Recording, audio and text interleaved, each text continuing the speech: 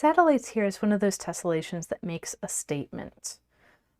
When you see it, you know that someone has really mastered tessellations to be able to fold it, because there's just so much going on.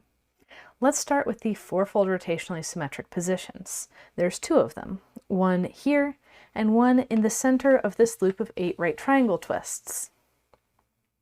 And that leaves the twofold position making a right angle between the two fourfold positions at this closed square twist. So already here we're using square twists in twofold rotationally symmetric positions. We have two different kinds of square twists. We have loops of 8 right triangles. This is all looking rather involved. Then zooming out, you can see I decided to fold this on an extra large sheet of paper with, I think it was 96 divisions in the grid. And zooming in, we can see that the center here,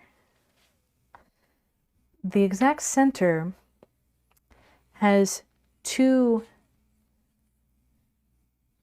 grid lines through it, not 4. Which means that our diagonals, which is actually the lines that this grid is folded on, or this twist is folded on, were put in at the very end after all of the other divisions were put in. So that's the hard way, and that's what I did.